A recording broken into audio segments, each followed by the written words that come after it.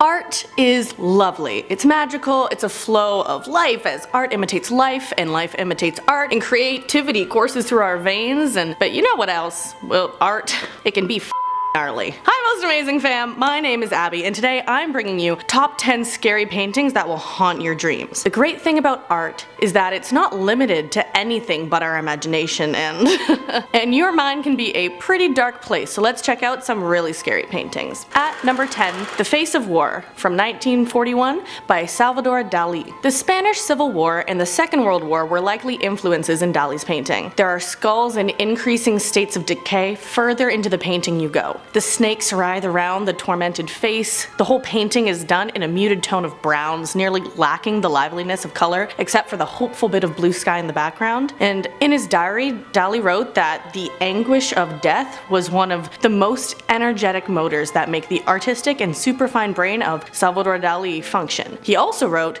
"Not a single minute of my life passes without the sublime Catholic, Apostolic, and Roman specter of death accompanying me even in the least important of my most subtle and capricious fantasies." Wow. People have remarked at the handprint in the lower right corner, but what about the one in the upper right corner? This painting in total just has a lot going on, and ultimately I find it both intriguing and horrifying to look at, just like the decaying skulls and everything. At number 9, The Nightmare from 1781 by Henry Fuseli. If you have sleep paralysis, watch out. This one might feel a little too familiar. A dark presence resting on your chest is a feeling that this painting kind of reflects, in my opinion. There is an ape-like, impish figure that sits on a lady's chest while she is bathed in a white light lying down and hanging off the bed, and the creature bores its eyes into the people viewing the art. And don't forget about the dark horse head that's peering through the curtains. This one is one that makes me want to check and see if anything is lurking in my room before I pass out asleep, but my room is too messy for that, sorry mom. So this one kind of gives that creepy, sleepy vibe. But on to number 8, Inheritance from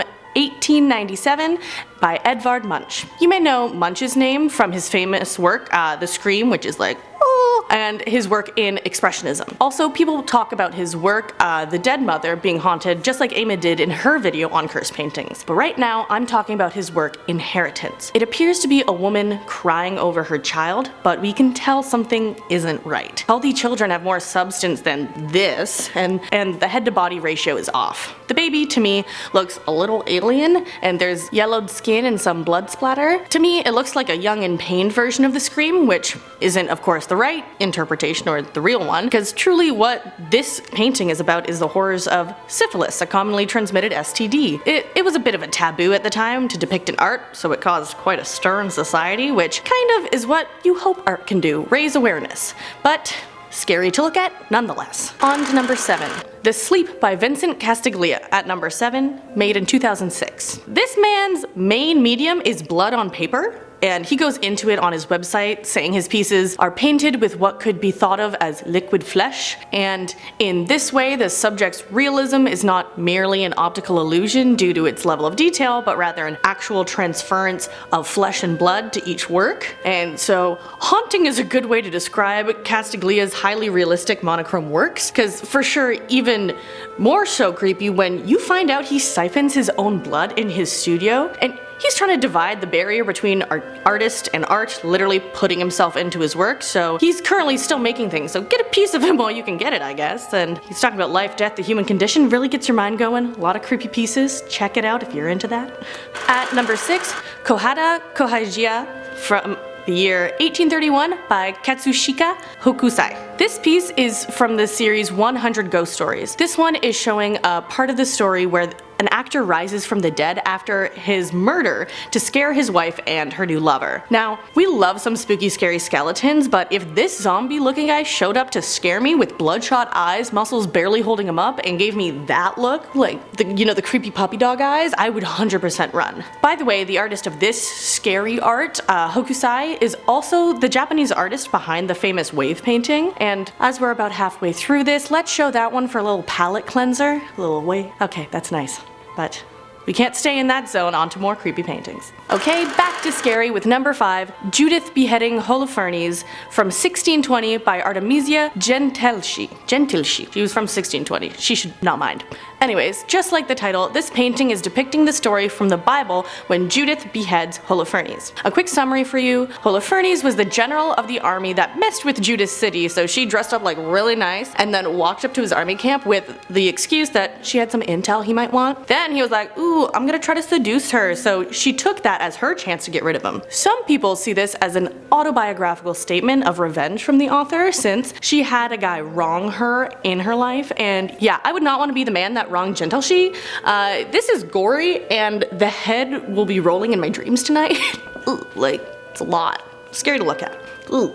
But on to number 4, Saturn, Jupiter's father, devours one of his sons. Made in the years 1636 to 1638 by Peter Paul Rubens. On the Prado Museum website, the image is described as Saturn leans over a boy into whom he sinks his teeth to devour him, while the defenseless creature attempts to kick himself free, writhing and screaming for help, and directs his anguished gaze at the viewer. So, the ancient mythologies were wild.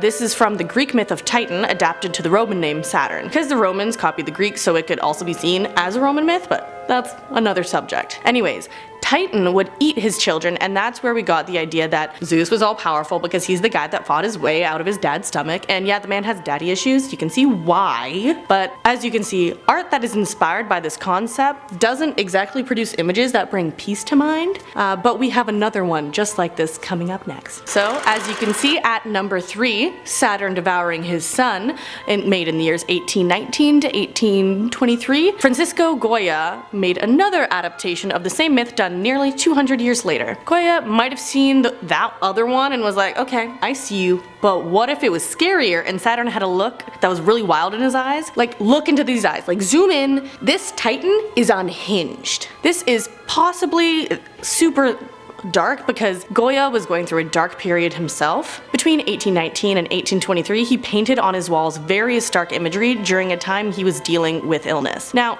these paintings were called the black paintings, so if you're looking for more art like this scary one, check those ones out. At number 2, The Garden of Earthly Delights, made in the years 1490 to 1500 by Hieronymus Bosch. Bosch was a Dutch painter whose style of art is from the period of Renaissance and early Netherlandish painting. In the right panel of the complex triptych by Bosch, he depicts hell, because you can tell the Garden of Earthly Delights is kind of a nice name, but there's a hell depiction in the third triptych. The imagery throughout is reflective of the punishments of cardinal sin, and yeah, it's hellish alright. There's burning cities and landscapes, images of war, and many other torturous scenes. Honestly, with this one, if you zoom in on any number of the spots within this painting, you'll have nightmare fuel for months.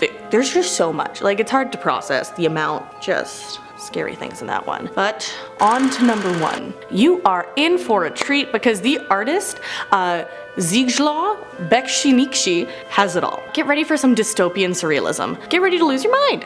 He was actively painting from 1955 to 2005, and Eamon mentioned some of his paintings and his life in her video that she did on cursed paintings, so you have to check that one out for all those details, but I just needed to add his work to this list because his work is so haunting. Like, if you're after some nightmare fuel, you need to see this stuff because it's just another level. So let's flip through some examples. So, boom, this first one, horde of skeletons with a creepy frickin' mask up in the corner, devilish demon up top, phantoms, everything. And another one. This one, the skulls have teeth, and the creature in the left corner just looks like emancipated. And then who is the like hooded figure? There's just a lot that makes you feel like unnerved and like that kind of like blanket of like sinister feeling. Yeah. And another one here. There's too many knuckles, and bam, another photo. Bam! Another one. Just a bunch of scary nightmare fuel. But to finish it off, this one has been named Fawn Death, a 4-legged creature that looks vaguely humanoid with its face wrapped completely in bandages with just blood leaking through the front. The world burning behind it. Like, imagine that crawling into your room when you're sleeping. I'm just gonna leave you with that image. Sorry. Those are all of the paintings and artists I have for you today, and did you find them scary? Like, which was your favorite and which ones are you gonna show your friend to try to spook him out? And also, when the film Velvet Buzzsaw came out, Charlotte did a video over on Inform Overload about the cursed paintings of artist Giovanni Bragolin, so definitely check that one out. Plus, as I mentioned throughout the video, Eamon did 2 videos about scary cursed paintings, which I think you should check those out. So, those ones out and see if you're up for a little challenge of seeing what is spooky to you. And also, whenever you mosey down to the comments below, make sure to give us a like and subscribe, and check out the description box for info on the team that worked on this video and all the sources we used, and then go forth and create art. You don't have to be good at it to be fun with it. That's about it. Bye! Oh! Everyone's like she's gone off her rocker, and they're right. Okay, dance warm up. Warm up. Talking about art today.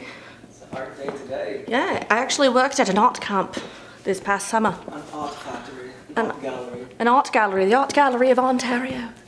Hello, art is lovely, it's magical. Imagine I try to do a whole thing. Hello. Hello there. Abby Kelly. My name's Abby Kelly, and today I'll be talking to you about art. Art's lovely, it's magical. That's just the bloopers, it's just me going, art. The Garden of Earthly Delights, made in the years 1490 to 1500 by Hieronymus Bosch. Bosch. Art. This is bloopers. Art, we love it. Yes, Bosch. Ooh.